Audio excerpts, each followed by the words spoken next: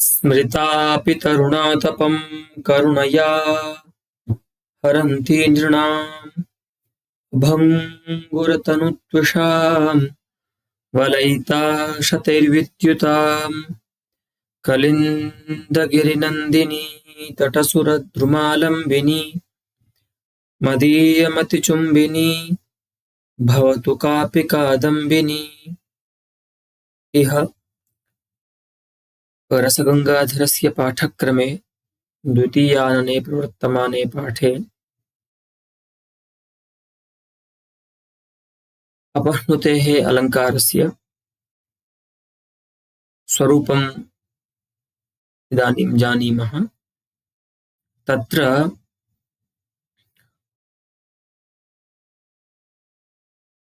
अपह्नुतेः लक्षणं विधाय उदाहरणानि च प्रदर्श्य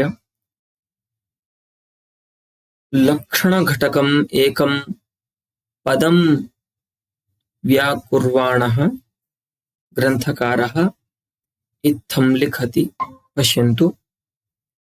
तो कहते हैं अत्र च लक्षणे आरोप्यमाणम् इत्यस्य आहार्य निश्चय विषयीक्रियमाणम् इत्यर्थः।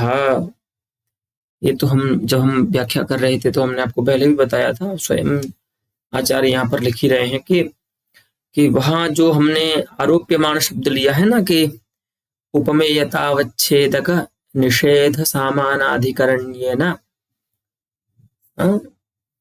आरोप्यमाण उपमान तादात्म्यम अपह्नुतिः, ऐसा जो लक्षण किया है तो उसमें हमने आपको बताया था कि आरोप्यमाण शब्द का अर्थ आपको करना है आहार्य निश्चय विषयी क्रियमाण, अर्थात जो आहार्य निश्चय का विषय बनाया जा रहा है, माने आहार्य निश्चय जहां किया जा रहा है उपमान का, ऐसा तादात्म्य।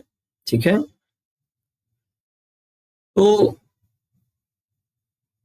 यही अर्थ क्यों करना है आपको आरोप्यमाण पद का, तो बता रहे हैं तेना, ऐसा अर्थ करने से क्या लाभ है तो बताएंगे। देखिए, संग्रामांगण सम्मुखा हत कियद विश्वंभराधीश्वर व्यादीर्णीकृत मध्य भाग विवरोन् मीरन्नभो नीलिमा अंगार प्रखरैः कवलयन् सद्यो जगन्मण्डलम् मार्तण्डोऽयमुदेति केन पशुना लोके शशाङ्कीकृतः। कश्चित् विरही युवा यस्य प्रेयसी इदानीं दूरे अस्ति, तादृशः प्रेयस्याः विरहम् अनुभवन् कश्चित् युवा इत्थं वाक्यं करोति कि ये जो दिख रहा है ये वस्तुतः क्या है, इसके मध्य में छिद्र कर दिए हैं, ऐसा सूर्य ही है जिसको किसी ने संसार में किसी पशु ने अर्थात किसी अविवेकी जन ने इसको शशांकित कर दिया, मैंने चंद्र कह दिया है, चंद्र बना दिया है, वस्तुतः ये चंद्र नहीं है। तो वही कह रहे हैं कि संग्रामांगणे सम्मुखा हताः,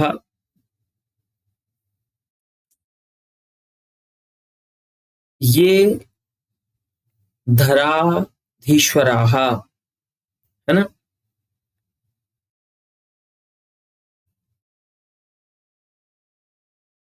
तैः धराधीश्वरैः नाशितेन, है ना, विदारितेन मध्यभागेन यद विवरम तस्मात् विवरात्, है ना, युद्ध भूमि में जो मर गए हैं राजा, उनके द्वारा इसके मध्य भाग को चीर दिया गया है और जो विवर बना है, जो छिद्र बना है, उसी छिद्र से तस्मात् विवरात्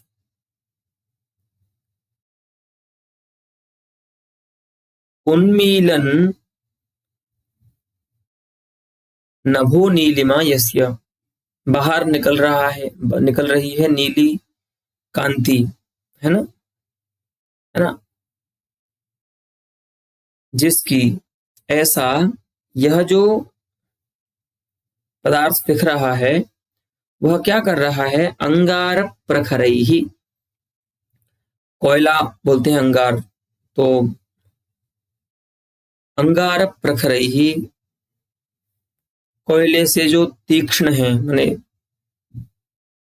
कोयले के समान जो तीक्ष्ण है, गरम है, ऐसे करैहि जगन्मंडलम कवलयन, पूरे जगत को खाता हुआ, कवलित करता हुआ, बोलते हैं ना काल कवलितम, तो पूरे मने अपने कोयले के समान गर्म जो इसकी किरण है उनसे पूरे जगन मंडल को खाता हुआ यह जो पदार्थ है, यह कौन है, मार्तंडः, अयम मार्तंडः, ठीक है, ये क्या है, सूर्य है। तो बोले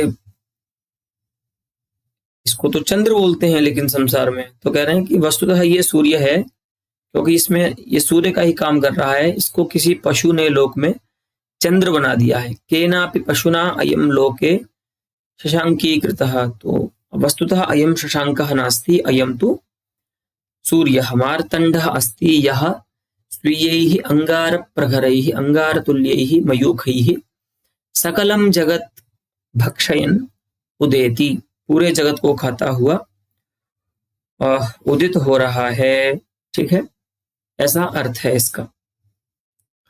तो कहते हैं कि अत्र विरही जनवाक्ये नायं शशांकः अपितु सच्छिद्रः मार्तंडः, वस्तुतः यह चंद्र नहीं है, तो ये उपमेयतावच्छेदक का निषेध वाच्य हुआ, शब्द हुआ, और क्या है, तो सच्छिद्रः मार्तंडः, छिद्रों वाला मार्तंड है, सूर्य है, इति छाया मात्रम अपहनुते है, ऐसा ये अपहनुति का छाया मात्र है। कैसे भैया छाया कैसे हो सकता है, हमको तो अपहनुति ही लग रही है, क्योंकि आपने अपहनुति का लक्षण किया है उपमेयतावच्छेदक निषेध सामानाधिकरण्य से, जहां उपमान तादात्म्य हो, तो यहाँ पर है उपमान तादात्म्य। बोले देखिए ये आपने ठीक बोला कि उपमेयतावच्छेदक के निषेध पूर्वक यहाँ पर उपमान तादात्म्य है, लेकिन वह उपमान तादात्म्य आरोप्यमाण नहीं है, उसको आरोप्य मूलक होना चाहिए, आरोप्यमाण होना चाहिए। तो आरोप्यमाण का क्या अर्थ किया आपने, तो आहार्य निश्चय का विषय बनाया जाता हुआ जो उपमान तादात्म्य है वही अपहनुति है। तो बोले यहाँ क्या दिक्कत है, तो बता रहे हैं, देखिए न तो अपहनुत्य अलंकार, अपहनुति अलंकार नहीं है। क्यों नहीं है, क्योंकि तज्ज्ञानस्य दोष विशेषजन्यत्वेन अनाहार्यत्वात्, वस्तुतः वहां जैसे कवि अपनी इच्छा से, आहार्यम नाम इच्छाजन्यम ज्ञानम, तो कवि जैसे सब कुछ जानता हुआ अपनी इच्छा से नायिका के मुख को चंद्र कहता है, उसको वहां पर कोई दोष के कारण नायिका के मुख में चंद्रमा का ज्ञान नहीं हो रहा है, वो जानता है कि ये नायिका का मुख है, फिर भी वह लोकोत्तर चमत्कार के संपादन के लिए इच्छा से वहां पर उसको चंद्र कहता है और मुख का निषेध करता है। तो वो है अनाहार्यत्व उस प्रकार के उपमान तादात्म्य का। लेकिन यहां पर ऐसा नहीं है, यहां पर जो ये वक्ता है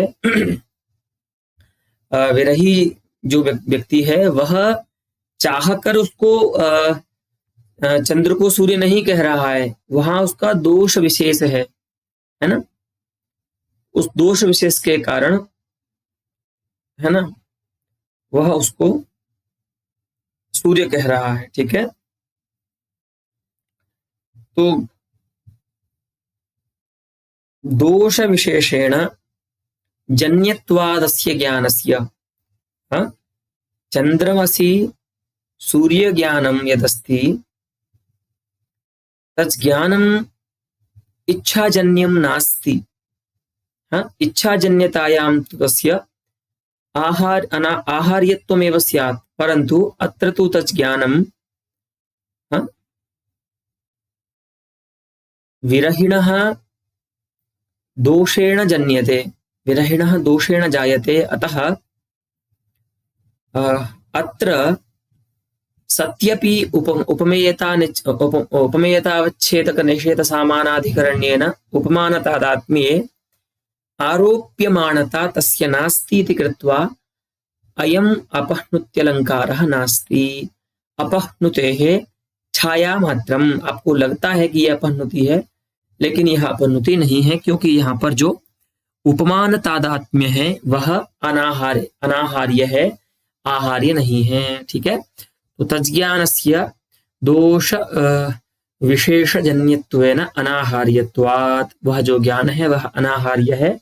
और हमने ऐसा कहा है लक्षण में कि आहार्य निश्चय का जो विषय बनाया जाए, तो यहाँ पर तो आहार्यता से क्या लाभ हुआ ये समझ में आ गया आपको।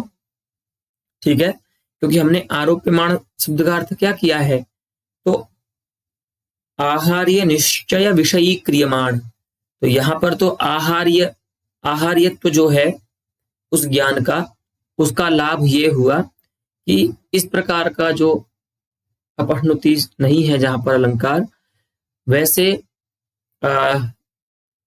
पद्यों का, वैसे विषयों का निराश हो गया। ठीक है, अब निश्चय पद का भी सार्थक्य है वहां पर, है ना। निश्चय कहने से क्या लाभ होगा तो बता रहे हैं, देखिए। हाँ, तो यहाँ पहले तो ये बताया किंतु भ्रांति अलंकार, यहाँ पर तो ये अपह्नुति की छाया मात्र है, इसको आपको वस्तुतः भ्रांति ही कहना चाहिए, भ्रांति अलंकार ही कहना चाहिए। और ये जो आहार्य निश्चय विषयी क्रियमाण में जो निश्चय शब्द है, इसका क्या लाभ है तो इसका बता रहे हैं, देखिए।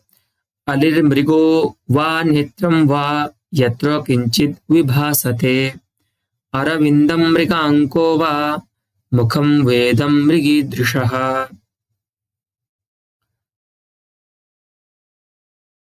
जहां पर अलिहि अर्थात भ्रमरः,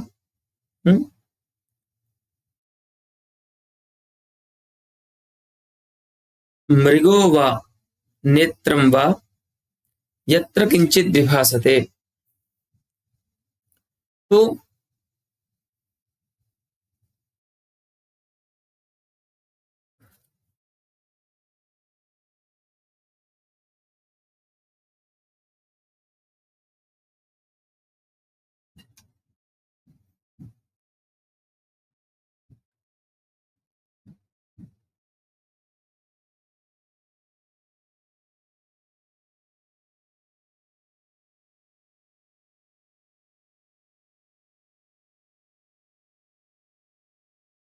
देखिए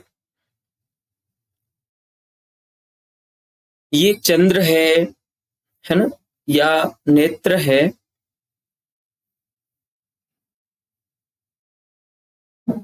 ऐसा जिसको ज्ञान हो रहा था। ठीक है, अलिर्मृगो वा नेत्रं वा यत्र किंचित विभासते, अरविंदम मृगांको वा, है ना, मुखम वेदम मृगीदृशः।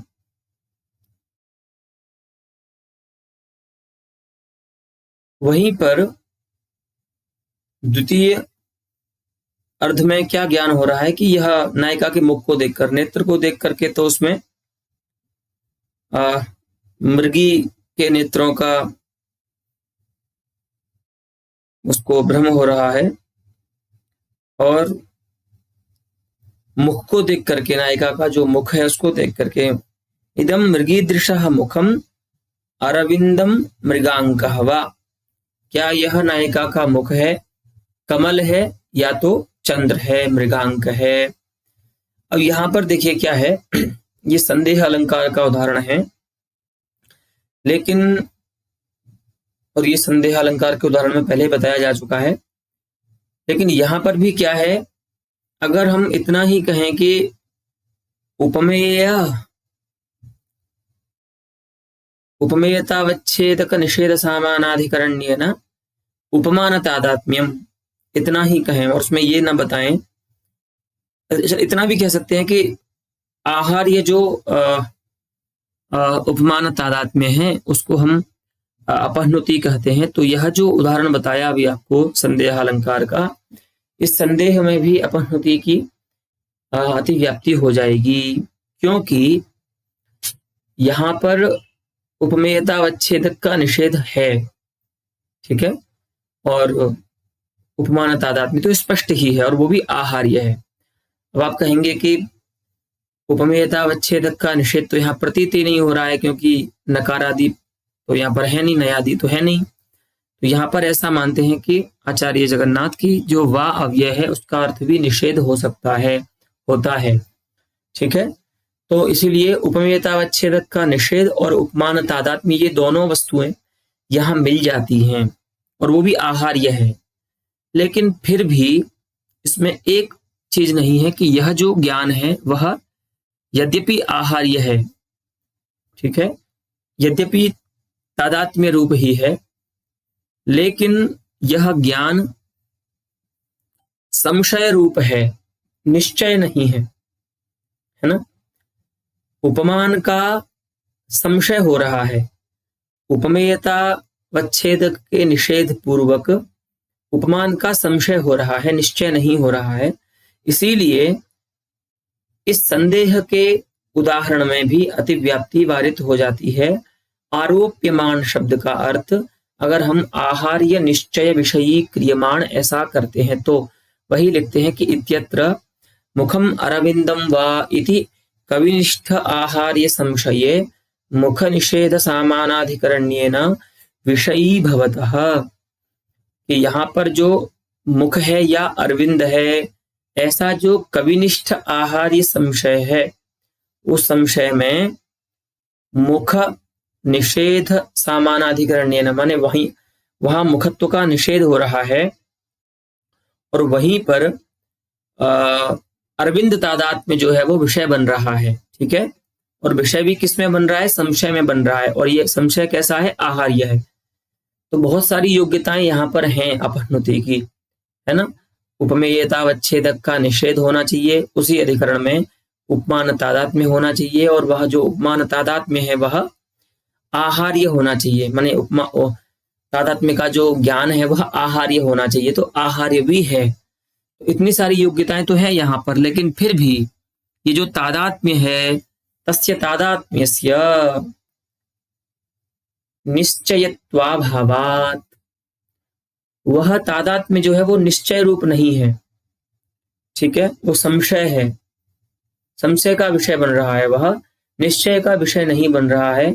तो हम ऐसे उपमान तादात्म्य को अपहनुति नहीं कहते हैं जहां पर उपमान का उपमेय में संशय मात्र हो, यहाँ पर वही हो रहा है। इसीलिए आरोप्यमान शब्द का अर्थ आहार्य निश्चय विषयी क्रियमाण ही करना है, जिससे इन दोनों ही पद्यों में जो अपहनुति के नहीं है वहां पर अपहनुति के लक्षण का प्रसंग नहीं होता, उसकी व्याप्ति नहीं होती है, ठीक है।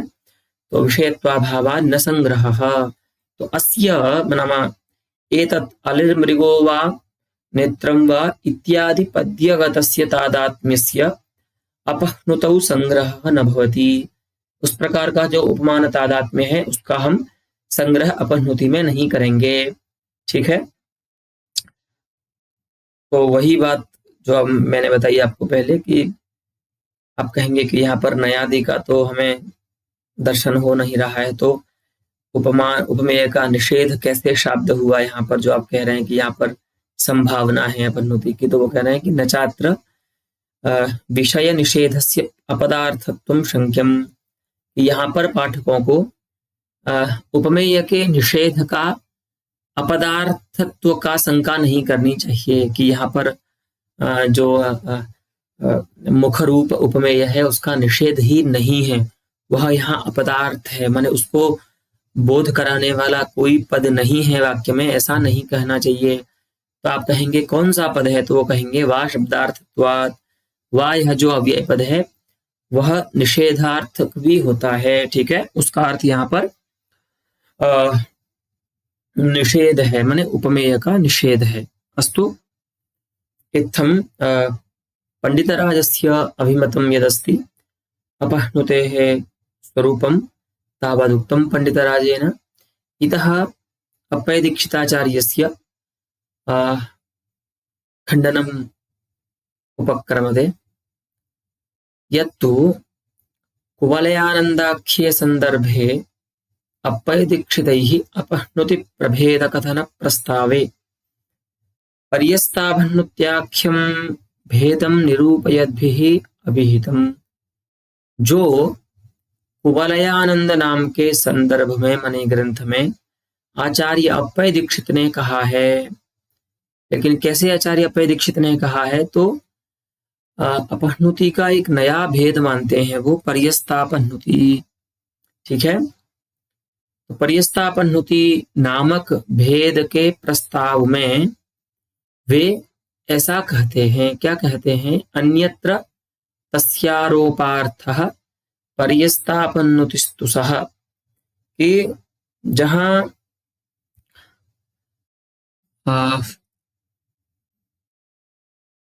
उपमेय का अन्यत्र आरोप करना होता है, वहां उपमेय का उपमान का अपन्नव पूर्वक जो उपमेय का आरोप होता है उसको हम पर्यस्तापन्नुति कहते हैं। ठीक है, एक विलक्षण प्रकार की अपन्नुति है ये। उसका उदाहरण देते हैं वो, नायम सुधांशुः किम तर्हि सुधांशुः प्रेयसी मुखम इदं व्योम्नि दृश्यमानं वस्तु सुधांशुः नास्ति। आकाश में ये जो आपको दिख रहा है, यह जो वस्तु है वह सुधांशु नहीं है। किम तर्हि, तो सुधांशु क्या है, तो कह रहे हैं सुधांशु प्रेयसी मुखम। सुधांशु तो हमारी नायिका का मुख है। तो यहां पर देखिए, अब अभी तक आपने जो अपन्नुति देखी वहां पर उपमेय का निषेध होता था और फिर उपमान का स्थापन होता था, लेकिन ये तो उपमान का ही निषेध कर दे रहे हैं, है ना, उपमेय का तादात्म्य उपमान में सिद्ध करने के लिए, है ना, सुधांशु प्रेयसी मुखम। तो इस प्रकार से ये एक नया अपह्नुति का भेद मानते हैं। ठीक है, तो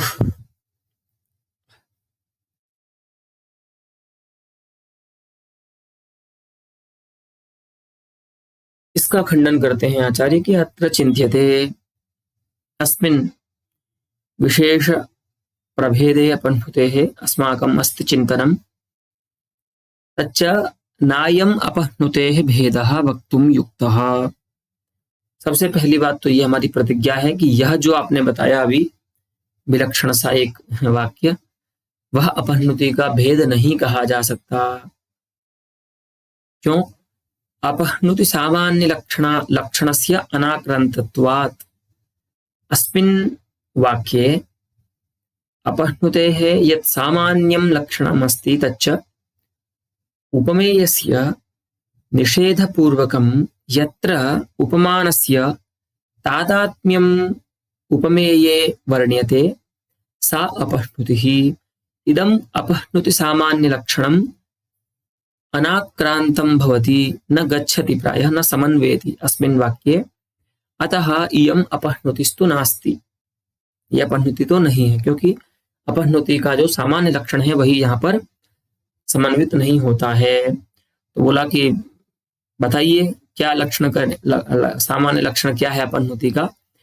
तो अब अपना लक्षण बताएंगे तो कदाचित ऐसे भी बोल सकते हैं ना अप्पय दीक्षित के, ये तो आप मानते हैं, हम आपसे पहले हुए हैं परंपरा में, हमारा ये लक्षण है तो आपको मानना होगा। तो इसीलिए क्या कर रहे हैं आचार्य, अप्पय दीक्षित से भी प्राचीन जो अलंकारिक हैं, तेषाम अपह्नुतेः लक्षणानि अत्र विषयीकरोति आचार्यः, तांश्च विषयीकृत्य निरस्यति।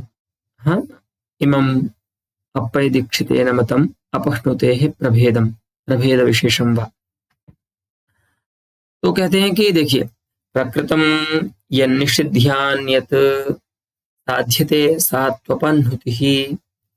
प्रकृत का निषेध करके माने उपमेय का निषेध करके जो अप्रकृत का अन्यत साध्यते माने उपमानम साध्यते, जो अन्य का स्थापन किया जाता है, अन्य की वहां सिद्धि की जाती है उपमेय में, उसको हम अपहनुति कहते हैं। ठीक है, उसकी व्याख्या भी करते हैं कि आपको समझ में आए तो व्याख्या भी सुन लीजिए। उपमेयम असत्यम कृत्वा उपमानम सत्यतया यत् स्थाप्यते सा अपहनुतिः। उपमेय को असत्य बता करके उपमान का जो स्थापना की जाती है उपमान की, वह अपहनुति है। इति काव्य प्रकाशोक्त लक्षण बहिर्भावस्तावत् स्फुट एव।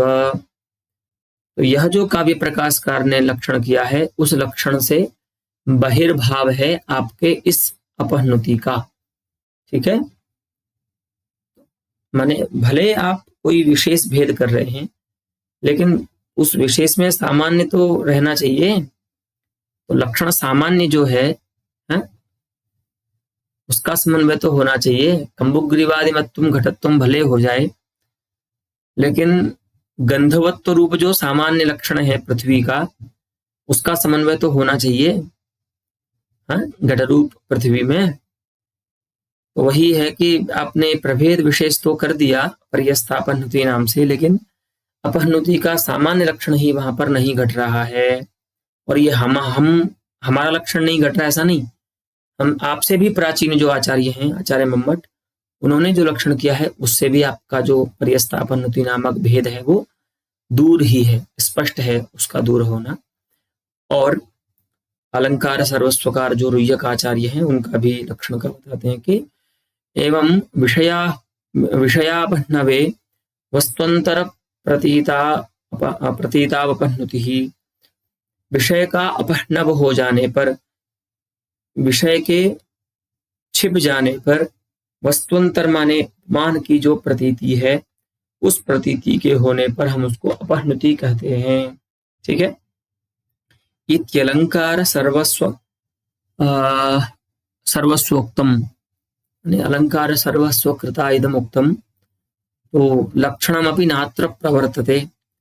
तो आचार्य मम्मट का लक्षण भी आपके इस भेद में प्रवर्तित नहीं होता है, और आचार्य रुय्यक जो कहते हैं वो भी आपके प्रभेद में प्रवर्तित नहीं होता है लक्षण। इसीलिए नायम अपहनुतेः भेदः वक्तुम युक्तः इत्यस्माकं प्रतिज्ञा सिद्ध्यति। अब बता रहे, देखिए, प्रकृतस्य निषेधेन यदन्यत्व प्रकल्पनम साम्यादपहनुतिर्वाक्य भेदा भेदवति द्विधा। अब चलो, ये तो ऐसे भी कह सकते हैं कि नहीं साहब, हम किसी को नहीं मानते, आचार्य मम्मट और आचार्य रुय्यक को। हम तो अपना हमारा चिंतन है, उसके आधार पे हमने ये पर्यस्थापन्नुति नाम का भेद माना है। तो अब ये कह रहे हैं कि देखो, आपने भी, अब ऐसा मत बोल देना कि ये हमारा ग्रंथ नहीं है, आपने ही अपने दूसरे ग्रंथ में, यानी कुवलयानंद से अतिरिक्त जो आपका अलंकार शास्त्र का ग्रंथ है चित्र मीमांसा, उसमें आप ही ऐसा बोलते हैं कि उपमेय का निषेध पूर्वक, प्रकृत का निषेध पूर्वक जो अन्य की प्रकल्पना है, माने उपमान की प्रकल्पना है उपमेय में, वह साम्य से अगर होगी, माने सादृश्य मूलक अगर होगी, तो हम उसको अपहनुति कहेंगे। ठीक है, तो वह अपहनुति दो प्रकार की होती है, कहीं वाक्य का भेद होता है, कहीं वाक्य का अभेद होता है। तो ये आपने आचार्य जगन्नाथ के भी निरूपण में देखा था कि नयादि जहाँ साक्षात निषेध की उपस्थिति कराते हैं, वहाँ भी वाक्य भेद होता है, और परमतत्वादि सिद्धि का उपन्यास जहां होता है वहां पर भी वाक्य भेद होता ही है। और मिश्र, व्याज, छल, छद्मादि शब्दों के प्रयोग में वाक्य एक वाक्यता होती है अपहनुति में। तो इस प्रकार से आपने स्वयं अपने ग्रंथ में कहा है, लेकिन वो इस ग्रंथ में नहीं कहा। ये आपने कुवलयानंद में जो कहा है पर्यस्तापन्नुति वाला, इसमें नहीं, आपने कहा है ये जो लक्षण है वो चित्र मीमांसा में। तो वही कहते हैं इति चित्र मीमांसागतम तन्निर्मितमपि। ठीक है, हमारा तो तुम प्रमाण मानोगे ही नहीं, लेकिन आचार्य मम्मट, आचार्य रुय्यक जो प्राचीन आचार्य हैं, अगर आपको उनका भी प्रमाण नहीं मानना है तो आप अपना ही स्वयं का ग्रंथ है उसको देख लीजिए, उसमें आप भी ऐसा ही लक्षण करते हैं। तो तेन निर्मितमपि यह लक्षणम अस्ति चित्रमीमांसायाम तदस्माकं समानमेव, है ना। तो लक्षणम इह तथैव, तथैव नाम न प्रवर्तते। तो उनके द्वारा भी जो ग्रंथांतर में अपहनुति का लक्षण किया गया है उसकी भी प्रवृत्ति इस पर्यस्तापहनुति नामक भेद में नायम सुधांशु किंतरिहि सुधांशु प्रेयसी मुखम इत्यादि वाक्य में नहीं होती है। ठीक है, तस्मात्। तो अब बात ये आई कि यहाँ पे है क्या, अब क्या माने। तो ये बोल रहे हैं आचार्य कि हम बताएंगे यहाँ पे क्या मानना है, लेकिन अपहनुति तो नहीं है। तो ठीक है, बताइए क्या है। तो तस्मात् नायम सुधांशुः किंतर्हि सुधांशुः प्रेयसी मुखमित्यत्र दृढ़ारोपम रूपकम एव भवितुमर्हति। ये दृढ़ारोप रूपक ही इसको हम मान सकते हैं, जहां पर उपमान का निषेध करके पुनः उपमान का तादात्म्य बताया जा रहा है। ठीक है, इसको आप दृढ़ारोप रूपक ही कह सकते हैं, ना अपहनुति ही। ये अपहनुति तो नहीं है। अपहनुति क्यों नहीं है, तो अपहनुति का एक बीज है जो कल के पाठ में भी आपको बताया था कि जहां पर उपमानतावच्छेदक उपमेयतावच्छेदक का जो विरोध है वो होना चाहिए, वही अपहनुति को उत्पन्न करता है ना। माने जहां माने उपमानतावच्छेदक समानाधिकरण उपमेयतावच्छेदक का अभाव होना चाहिए। माने वही विरोध, एक ही जगह पर दोनों नहीं रहने चाहिए, उपमेयतावच्छेदक और उपमानतावच्छेदक कहने का यह अभिप्राय है।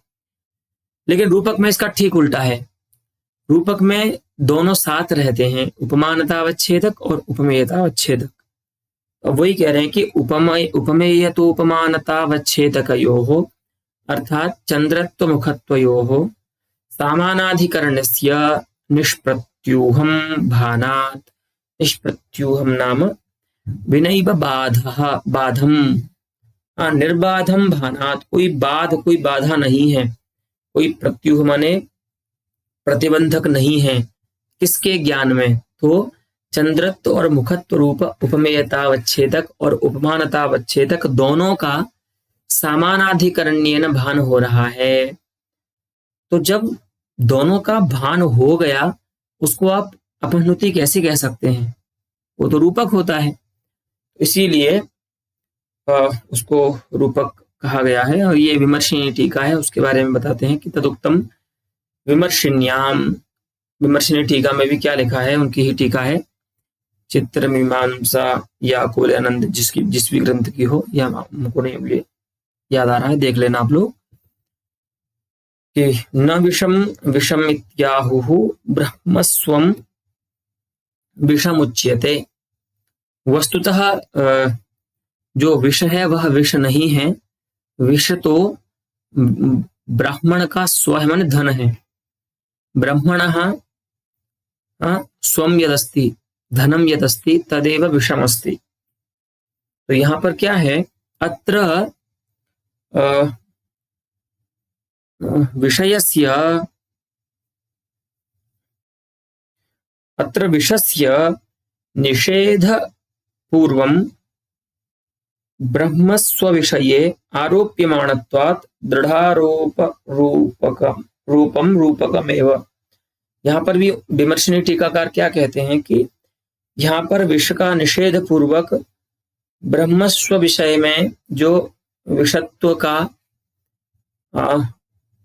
स्थापना की गई है, माने उपमान तादाद में बताया गया है, वह दृढ़ारोप रूपक है, क्योंकि उपमान का निषेध करने के बाद फिर उपमान तादात्म्य का यदि स्थापना की जाती है तो उस आरोप को हम दृढ़ारोप कहते हैं।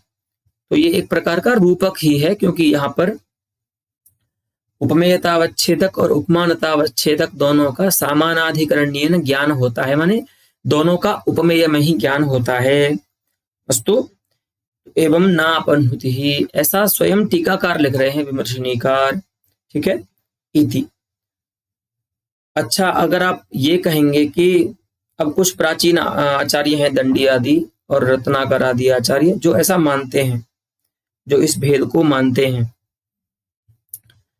तो उनके लिए बोल रहे हैं कि यदि च प्राचीन मते, देखिए इसमें आगे पंक्ति, यदि च प्राचीन मतम उपेक्ष्य, हाँ, प्राचीनों के मत की उपेक्षा करके रत्नाकर आदि का मत का आश्रय करना है, ठीक है। प्राचीनों का मत माने प्राचीनों का मत तो यही है जो हमने बताया, सामान्य लक्षण अपनुति का, लेकिन उनमें रत्नाकर आदि जो आचार्य हैं उनका कुछ विशेष मत है पर्यस्तापनुति के विषय में। तो वही कह रहे हैं कि यदि आप प्राचीनों के मत की उपेक्षा करके रत्नाकर आदि आचार्य जो हैं उनको प्रमाण मान करके उनके समान मयापि अयम प्रकारः अपनुति मध्ये गणितः, उनके समान मैंने भी यह जो प्रकार है पर्यस्तापनुति नामक, उसको मैंने अपनुति में गिना है। अगर आप ऐसा कहते हैं तो फिर सुनिए, तदा आहार्य ताद्रूप्य निश्चयस्य, तो एक काम करिए, जैसे आहार्य ताद्रूप्य का निश्चय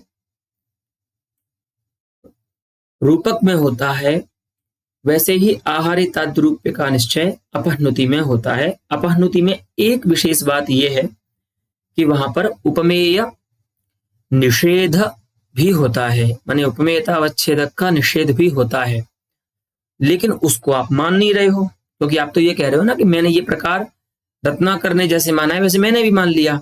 इसका मतलब यह है कि आप उपमेय का निषेध रूप जो अंश है अपनुति का, उसको कंसीडर नहीं कर रहे हैं, है ना। तो अगर आप उसको कंसीडर नहीं करेंगे तो लक्षण आपका कितना बना कि आहार्य ताद्रूप्य निश्चय जहां होगा, माने आरोप्यमान उपमान तादात में जहां होगा, उसी को हम अपनुति कहेंगे। तो अगर ऐसे ही कहना है तो फिर आप इसको अलग से अलंकार भी क्यों कह रहे हो, रूपक का भेद ही मान लो ना। फिर इसको भी वही कहते हैं कि तदा आहार्य ताद्रूप्य निश्चयस्य समानत्वाद रूपक भेद एव, रूपक भेदे एव अथवा रूपक भेद एव अपनुति ही इत्यपि उच्यताम। तो अपनुति को अलग से अलंकार मानने की ही क्या आवश्यकता है, रूपक का भेद ही मान लीजिए ना फिर तो अपनुति को, है ना। रूपक का ही भेद अपनुति होती है, ऐसा ही कह दीजिए, है ना। निरस्यताम च प्राचीन मुखदाक्षिण्यम, तो फिर प्राचीनों के मुख को नहीं देखना पड़ेगा अपने प्राचीनों के, और नहीं आपको उनका विरोध नहीं लेना पड़ेगा, यही कह दीजिए। इस पक्ष में आप प्राचीनों को मान रहे हैं कि आपको अपनुति अलग से अलंकार मानना है, लेकिन इस पक्ष में आप प्राचीनों को नहीं मान रहे हैं कि अपनुति में उपमेय का निषेध होना आवश्यक है ना। ये कैसे संभव है, ठीक है। एक ही काम करो, एवं अपि चित्रमीमांसा का तत्त्वनिर्मितापनुति लक्षणस्य अत्र व्याप्ति स्थिता एव। और फिर भी ये कुछ भी कर लें, लेकिन इनके ग्रंथ के द्वारा ही इनके दूसरे ग्रंथ में दिखाए गए अपनुति के स्वरूप में जो अव्याप्ति हो रही है वो तो बनी ही रहेगी, क्योंकि बच ये किससे सकते हैं, दूसरों से, है ना। कुछ भी कह करके कि हम प्राचीनों को प्रमाण नहीं मानते या हम रत्नाकर के अनुसार चलते हैं, ये है वो है जो भी है, लेकिन जो आपने खुद कहा है अपने ही दूसरे ग्रंथ में, उससे आप कैसे बचेंगे, है ना। तो अपना जो वचन है इनका चित्रमीमांसा में, उसके द्वारा जो अपहनुति लक्षण की अव्याप्ति हो रही है वो तो होगी ही स्थिता एव। अस्तु। अपि च यदि नायं सुधांशुः किं तर्हि सुधांशुः प्रेयसी मुखम् इत्यत्र पर्यस्तापहनुतिः इत्युच्यते तदा तस्यामेव त्वत्कृत चित्रमीमांसागतस्य। अगर आपको फिर भी यहाँ पर ऐसा ही कहना है कि नहीं साहब हम तो पर्यस्तापहनुति मानेंगे ही, है ना,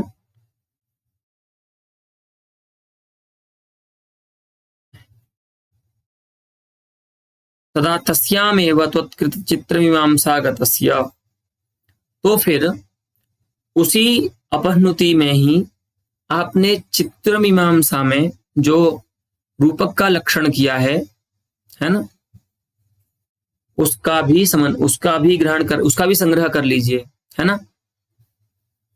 माने रूपक को भी आपको अलग से कहने की आवश्यकता नहीं है, या तो रूपक लक्षण की अतिव्याप्ति आपके इसी पर्यस्तापहनुति नामक भेद में हो जाएगी। देखो पहले क्या बता रहे थे कि चित्रमीमांसा के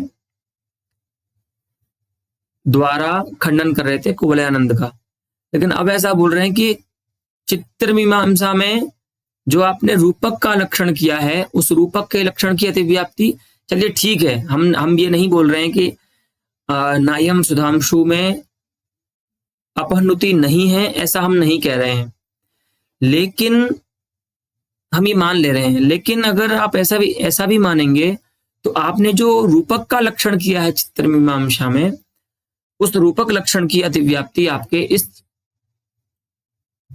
अपहनुति में हो जाएगी। तस्यामेव माने पर्यस्तापहनुतावेव रूपक लक्षणस्य अतिव्याप्ति ही स्यात्। तो वही कह रहे हैं कि अब रूपक का लक्षण क्या किया है इन्होंने, तो देखिए बिंबा विशिष्टे निर्दिष्टे, माने बिंब जहां नहीं रहता है, विशेषण जहां नहीं रहते हैं, विशेषण के बिना जो उपमान और उपमेय कहे गए हैं, ऐसे निर्दिष्टे विषये, ऐसा जहां विषय माने उपमेय का निर्देश हुआ हो, और यद्यानिन्हुते, लेकिन उसको छिपाया न गया हो, उसका निषेध न किया गया हो, जो कि यहाँ पर नहीं है, नायम सुधांशु में नहीं है ना। तो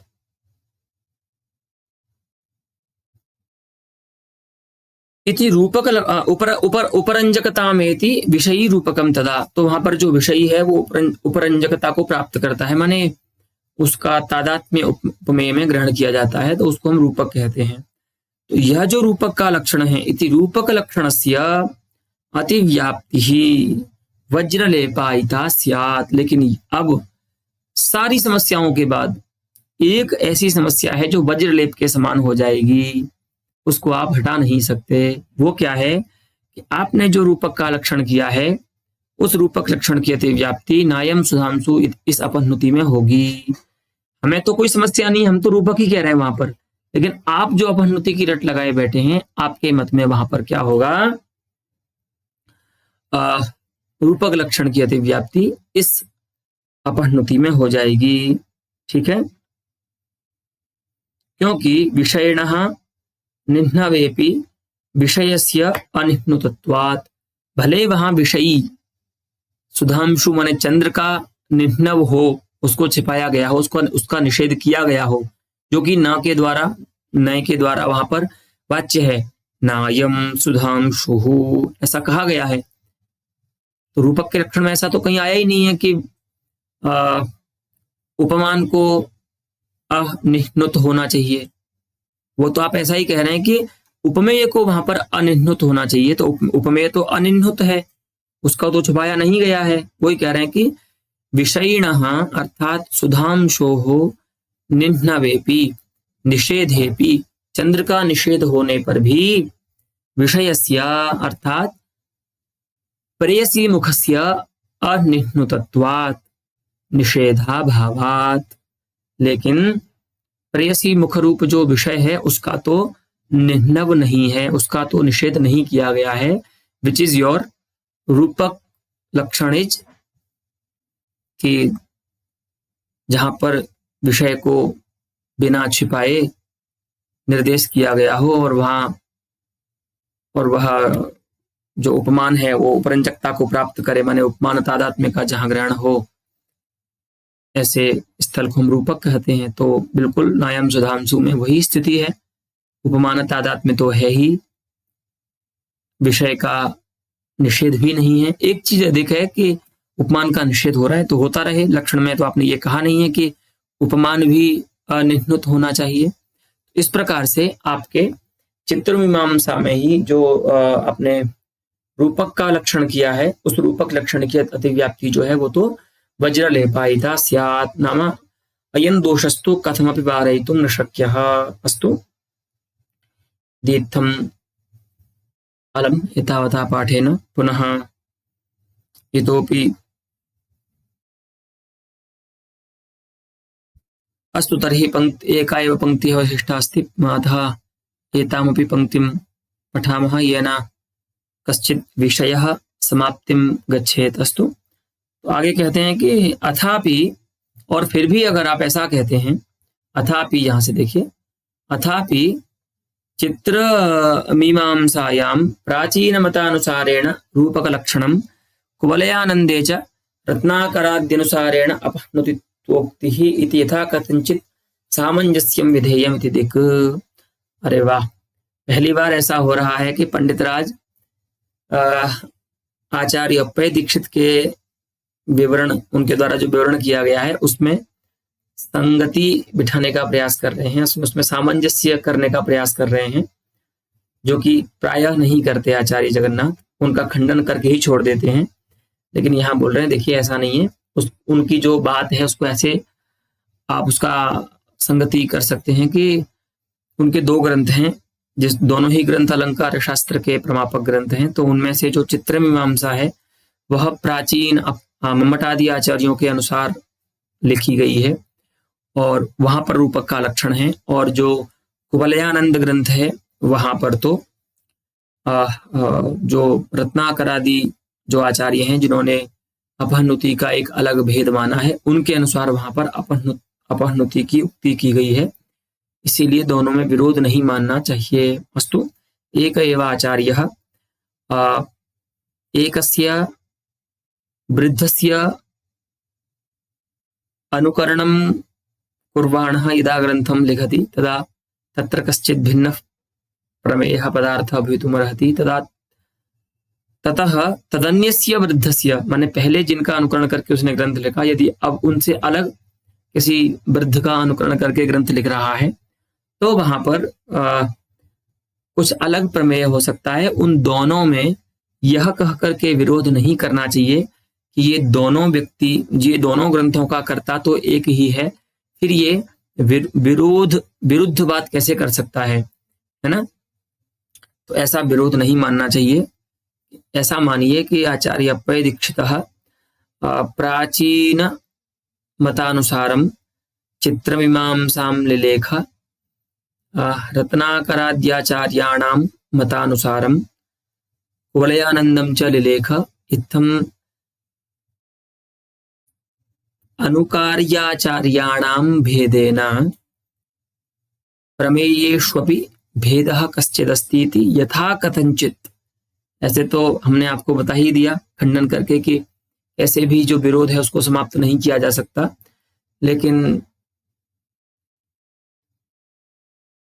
जैसे तैसे विरोध को समाप्त किया जा सकता है और सामंजस्य किया जा सकता है। सामंजस्यम विधेयम इति दिक्। अस्तु, इत्थम् आचार्य अप्पय दीक्षितेन विहितस्य